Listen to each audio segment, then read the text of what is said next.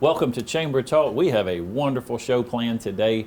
We are celebrating Father's Day, and I've got two fantastic gentlemen with me today, both fathers and great community members and friends to the Chamber of Commerce. I want to welcome Mr. Roger and Mr. Wallace Miller. Gentlemen, thank you so much for taking time out of your schedules to sit with me today, and we're going to talk about Father's Day coming up. And I want to start with you, Ms. Miller, if you would, just to tell me even when you were younger and growing up and Father's Day was around the corner, it's coming up on us. What did that mean to you? Well, it's a day to recognize our fathers, to set aside a day and honor them and respect them. And how about for you? What does Father's Day mean to you, Roger? Well, more of the same. It's also a time where we as families can get together and enjoy that as well as a unit, and to pledge our appreciation for our fathers and what they've done for us. I agree with that, and I always wanted to do something for Dad or something special or a gift or something like that. But while I was asking you that, another thought popped through my mind, and I want to ask both of you, was there anybody other than your dad who maybe played a role, a father-type role in your life growing up, or somebody that you really looked up to or admired, maybe similar in that capacity? My wife Shirley's dad was a second dad to me. He was a great person to go to and get counsel from and share wisdom from. Roger, for you, anybody come to mind? Well, yeah. Of course, Dad's always been my father and that ultimate role figure. But during my high school and college days, my uncle, Dad's oldest brother, Myron, was a real contributing factor to me as well. I love that. I have an uncle. When you said that, it came to mind. But I think I would probably say my grandfather just played a huge role and influence in my life. And he was really, really involved in the church. And I'm thankful that he and Grandma, of course, made sure that our family, I know there was a rule. A lot of times the grandchildren spent the night over at their house. If you went to one or two places on Sunday, church or the hospital, wasn't a whole lot of option in between there, but very godly influences, both grandfather and grandmother in that role. Go ahead. I never knew a grandfather. Both Okay. of my granddads died before I was born. Wow. Okay. So you tell me, but you're and I should know this, Miss Miller. You're originally Lawrence County. How did your family get to Lawrence County, and tell me a little bit about the Miller family here in Lawrence County? Well, my family migrated from Powellton, Georgia, Hancock County, Okay. and I'm glad they did. But my grandfather was here, and my dad, of course, I was reared up at Dudley, and Dudley was a great place to grow up and a great place for these children to spend their early formative lives. And Roger, you've been here all of your life? Most of it, with the exception of my days in college, and 4 years after college I was in Macon with Trust Company Bank. But other than that, I've been in Lawrence County my entire life, yes, sir. Okay. So Mr. Miller, you and Miss Shirley are just cruising along through life, and things are good, I hope, and all of a sudden one day you get the news and you find out that you're going to be a father. That's right. How did that change things for you? Well, we were excited about it. We had hoped to have children, and our first son was born, and it was exciting at the time. A lot of responsibility, though. Being a parent changes your life more than anything else, because that is an extension of you, and you have awesome responsibility when you become a parent. You have the responsibility of rearing that child in a Christian home, setting an example before that child, supporting that child, emotionally, financially, spiritually, and all of those things. Big difference maker. Yes, sir. How about for you, Roger, when you found out your first child's being born? We were ecstatic, and soon thereafter we had number 2 and number 3, and had them very close together in age, and a lot of the same things that Dad would say. But I've heard a preacher on the TV or the radio say the other day to inspire to be the man that you want your kids to remember. That's right. And I thought, that's a pretty good definition of who I need to be as a person, not only as a dad, but as a person. Yeah, So, that's pretty good. You kind of jumped ahead a little bit, something I had a thought I want to ask you guys. So we're going to take a really, really quick commercial break, and then we're going to come back and continue our conversation. I have Mr. Roger and Mr. Wallace Miller with me, and we're going to celebrate Father's Day. We'll be right back. The City of Dublin, yesterday, today, and tomorrow. Your city to live, work, and play. My name is Phil Patel. I am one of the part owners here and the general manager here at the Hampton Inn and Suites. First time when I got introduced to Morris Bank, the people were so friendly and helpful. You feel like that you are appreciated there. At Morris Bank, everybody down at the bank is so friendly, and not just to myself, they're just friendly to everybody. They want us to succeed because our success is their success at the same time. That makes a lot of difference, and they're always there for us. Welcome back to the show again. Enjoying a great conversation with two great gentlemen here, and thank you guys again for taking time to be here. Before we went to the break, we were talking about maybe that time in life when we first realized we were going to be a father.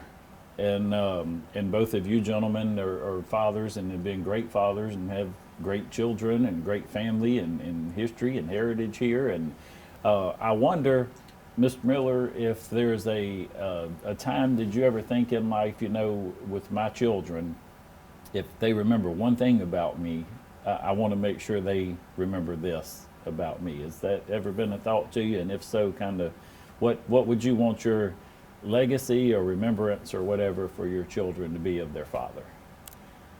I think that he was an example, that he was a pattern for me as a person, as an adult.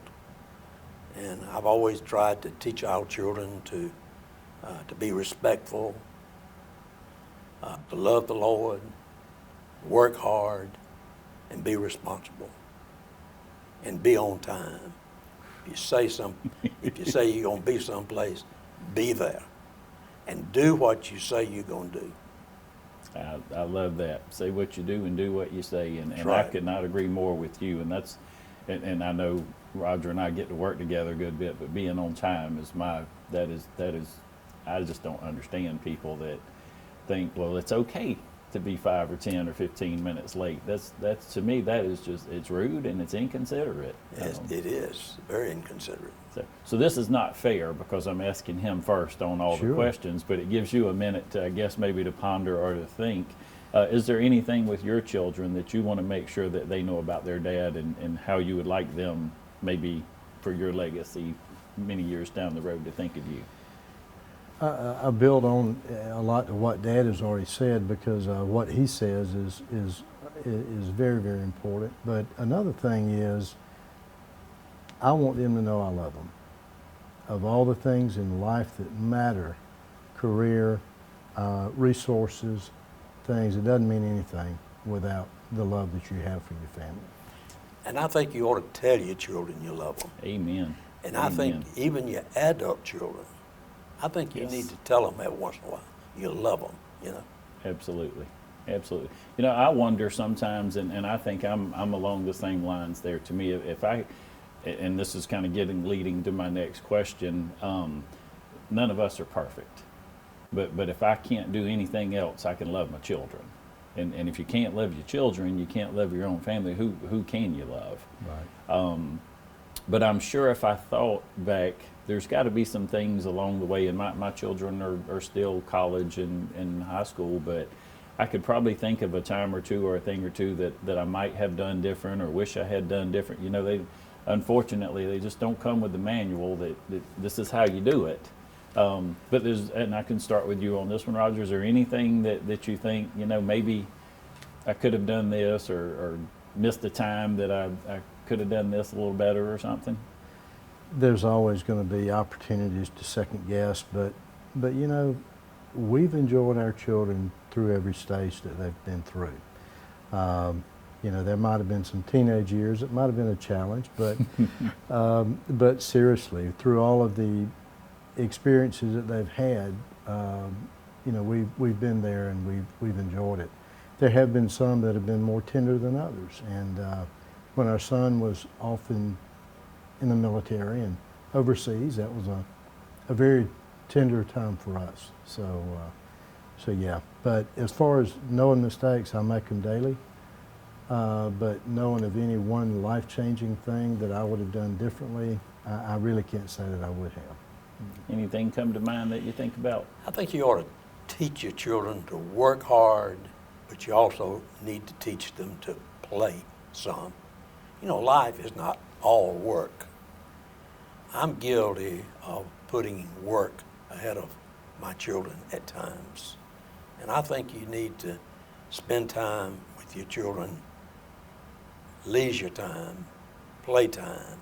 Yeah, I think I agree with that. And when you mentioned that, it made me think, you know, you want to provide, and we've talked about that. You want to provide for your children. Most of the time, I think, as fathers, we want our children certainly to have things maybe that we didn't have, and that could make us prone to want to work harder or work more to do things. And then sometimes there is a fine balance there. Sure. How much time am I spending away from my children working to provide these things when maybe our kids they'd just rather have dad at home and get to spend some more time with us. All right, so this will be a little bit more a fun question. I mean, we're going to tell on somebody here. I want you to tell us what's the one thing that Roger got in trouble for the most growing up, right? Whether around the house or at school. What'd you have to stay on him about? I know he didn't have too many things, but no, Roger was a good kid coming up. I really can't think of any one thing. We had a lot of rules at our house. You know, it was never a question on Sunday. We went to Sunday school, church. There was never a question about if the church was providing something for the young people, our children participated. You know, there was never a question about that. Roger started working at the bank when he was 14 years old. He'd come after school. His mother would drop him off at the bank, and then he would catch a ride home because I went home later. And during the summertime, he worked. But I can't think of any one thing that Roger was a problem about. He was always on time and kept his room clean. And Yeah, he did all his chores. He did. That's pretty good, Roger. Yeah. I don't even want to know if I asked my mom or dad. They probably wouldn't know which one to pick.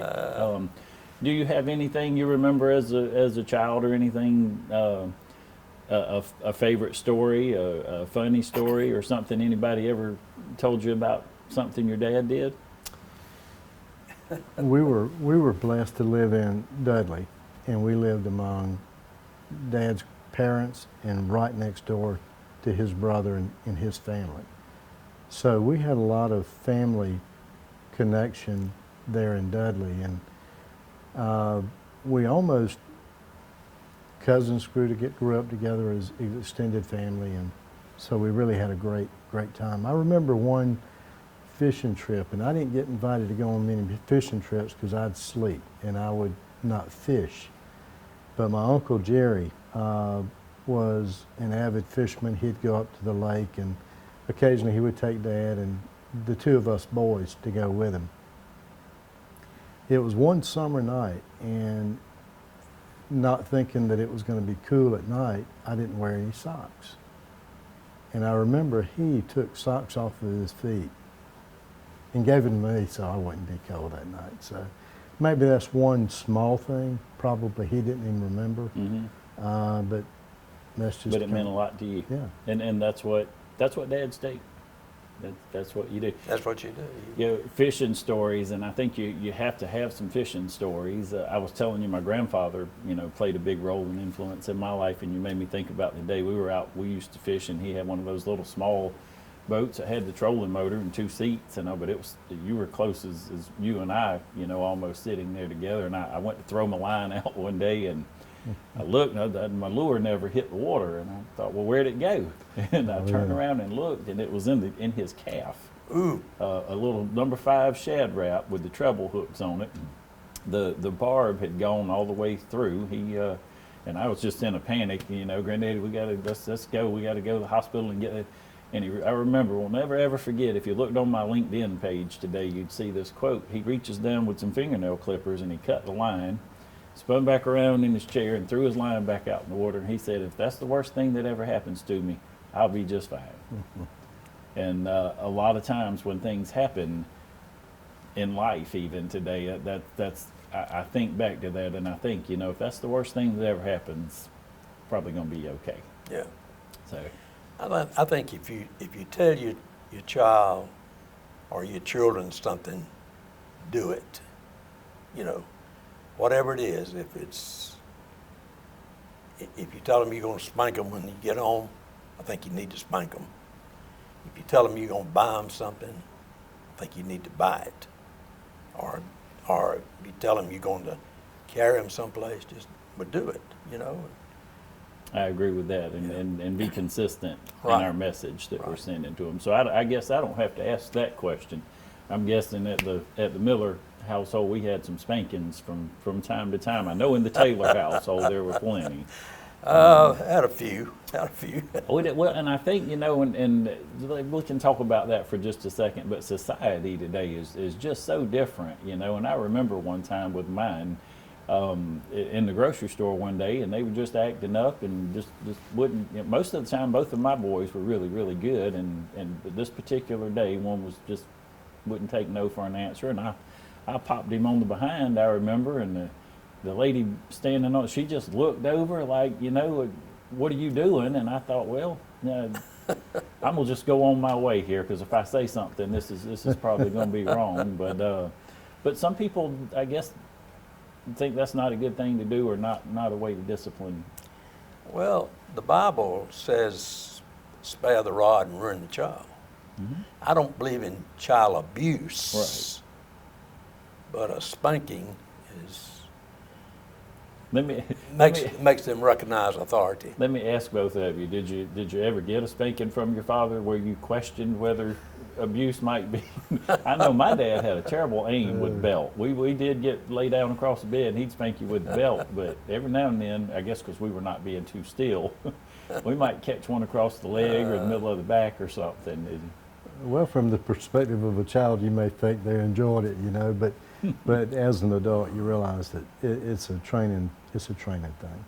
So how about did you, as parents, or did your parents, you're at the store and doing about like my child, and goes back to what you said, though, you do what you say, but I know there were times when mom or dad would say, when you get home, and boy, you turned into a little angel then. Everything, yes sir, Tried to yes redeem ma'am. yourself. Hoping they forgot, only to realize about 2 or 3 days later when you messed up again, they'd tell you, I hadn't forgot, I owe you one from 2 or 3 days ago. Looking back at it, I really didn't like to owe you one. I'd rather just go and get it done and out of the way. So, or I had a brother, and I don't know why, but it seemed like he always got spanked first. And the terrible part of that was you'd stand there and count, because trying to predict maybe that's what mine's going to look like as well. But it's just different now. We have Rogers. We have 2 boys. Bruce is the older one, and Bruce had a little sign in his room growing up. He says, "I'm a very responsible person. If anything goes wrong, I'm responsible." I'm very responsible. That would have fit for me. And I think that's older sibling syndrome, It could be. Could be. Did you ever, either of you ever have anybody that maybe was not your child, but maybe you took on the role a little bit as a father figure for?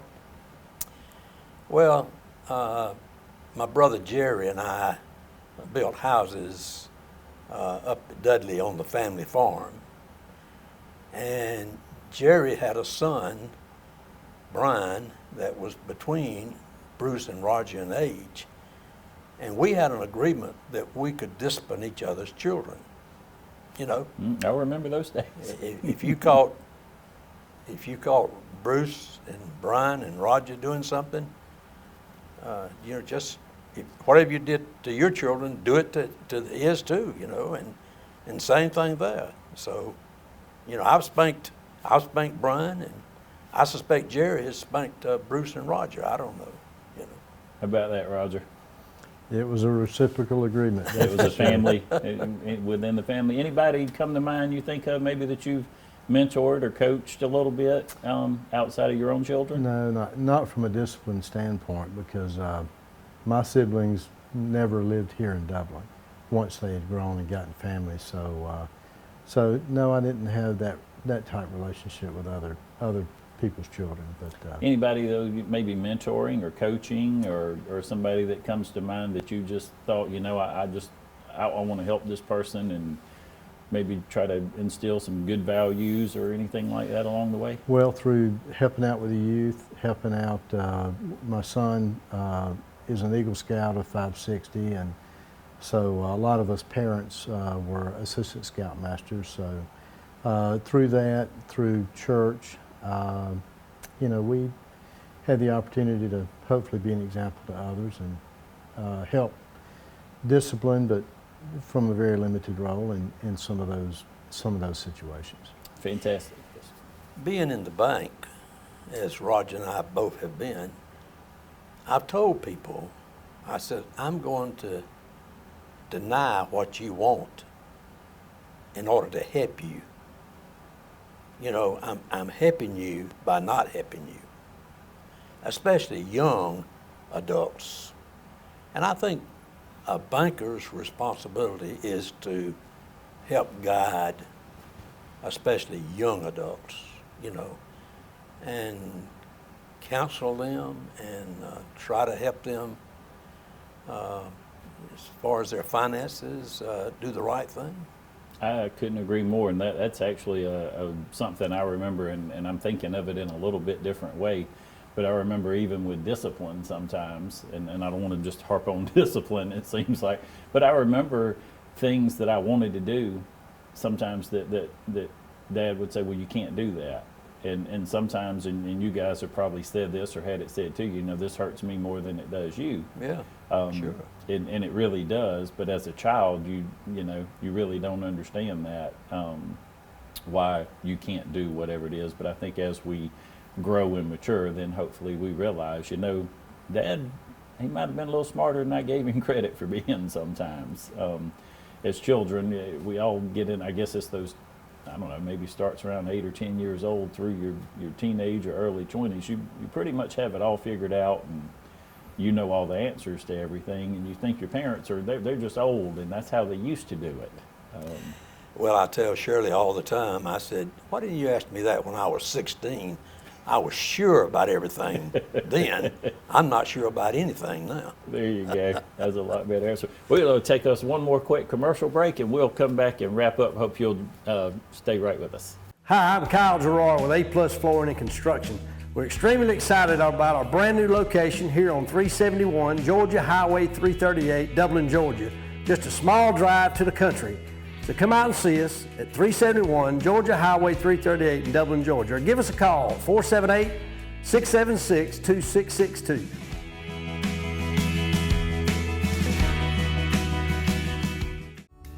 Interested in working with youth? There are positions available in Dublin. Email your resume to rddeal1@gmail.com or call 478-279-3174. Interested in working with youth? There are positions available in Dublin. welcome back to the show. Boy, I'm having a good time in between commercials just getting to chat with you guys. But we did talk about something briefly that I want to share with the folks. Both of you gentlemen, I'm going to say very iconic, especially in this community, in banking, in your name and your family. And thank you for what you guys have done here.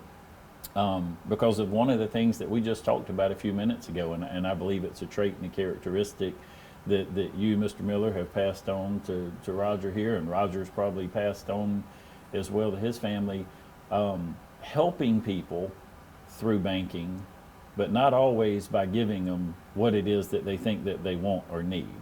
So I'll let both of you talk about that for just a second. Okay, Roger? As we talked off screen a minute ago, one of the things that is interesting is we really try to make a decision not only good for the bank, but also good for the consumer on the other end of the request. And as I was telling you a minute ago, sometimes we have to say no, and some people never forget that. And but there's been probably less than a handful of times in my life where somebody has come back and said, I really appreciate your not having done that because of the scenario that would have put me in. And it really makes you take pride in the fact that you're really trying to look after other people's interests as well. So you're not just trying to get here, I'm just trying to make money at your detriment. You're trying to help somebody be a better person and make better decisions. Sure. So, Sure. and you I think you had just a quick little, so share your story with you about your truck. I was driving a little Ford Ranger truck, and had a guy come in my office one day and wanted to buy a big fancy truck, and I knew him real well and knew him all of his life, and I just pitched my truck keys out there and I said, go out and look at my truck. That's what you need. And we both had a big laugh about it, and because he certainly didn't want a little Ford Ranger truck, And then I had another time that fellows' kids were growing up, and I told him, I said, you're living in a mobile home, and I don't want to embarrass you, but you need to build a house while your children are home. And he said, Mr. Miller, I can't afford a house. I said, yes, you can. I'm going to help you, and I'm going to be real patient with you. And he built a house. He was a farmer. And if he's looking at this program, he will know exactly what I'm talking about. And he's told me, and he's told other people time and time again about that.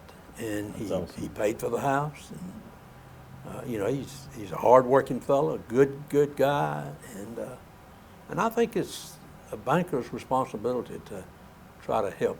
And I repeat myself, young couples and life. Can I ask both of you, and because I know it's in the family, but what made you decide banking was the career choice for you? Well, when I finished at Georgia in 1959, I was looking for a job. I was married and my wife was expecting a child. And so I went to work for the state of Georgia banking department as a bank examiner. Had no idea I'd ever work for a bank in Dublin. And I worked as a bank examiner a couple of years. And then Farmers and Merchants Bank contacted me and offered me a job, and the rest is history. I worked there for almost 43 years. Wow. And so banking that's what you've done your whole life. My whole life. Yeah. And yeah. And I love banking. I really do. And I don't miss the problems, especially current problems of regulators, but I miss people. Yeah. I miss dealing with people all day, and Well, you definitely, you can tell you've had a passion and it shows, and that's why you help the people that you help along the way. So Well, thank you for that. I always look forward to going to work. And I always told the people that work for us, I said, if you don't enjoy coming to work, you need to find another job. That's You right. know. And that's in any profession. Every profession, that's right. right. Roger, how about you? What, banking from the time you were young, or Well, Dad actually started at F&M Bank the year I was born in 1962. So by default, we were F&M Bank supporters by that. But as soon as I was able to work, I worked there and went off to college. And my brother knew that medicine was what he wanted to do, and he's been in medicine for his entire career. It was kind of a fallback for me. It's what I knew, or at least the environment is something that I knew. And so after college, I went to Macon and worked through a management training program at Trust Company Bank, stayed there for several years, and an opportunity came back in '88 when our son was born. And so I've been in Dublin since '88. okay?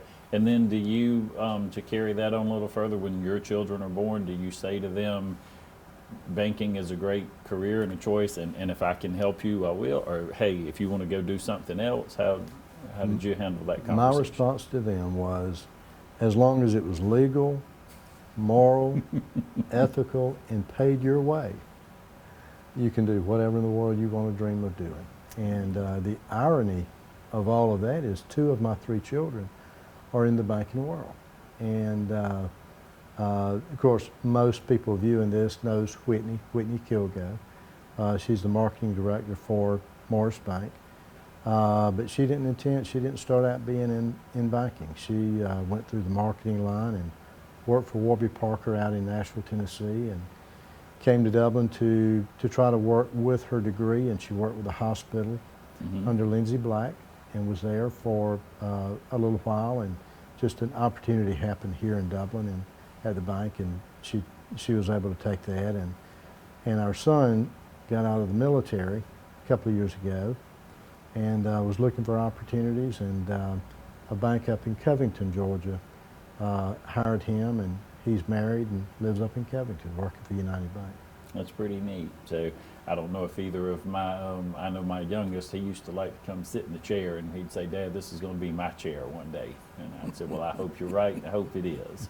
So, gentlemen, again, thank you so much for your time today and coming and sitting down and having a chat with me. I would love to close today by having both of you look into that camera, and maybe there's somebody that's watching the show today that's about to be a father, or maybe it's someone who has a 1 or 2 year old, and maybe they're just not quite sure. I know, and you guys may remember back when you bring that child home and you're not at the hospital, and all the people aren't helping you and showing you what to do, and that's a pretty scary moment when you get home and you realize I'm the dad here, I'm the husband and the father.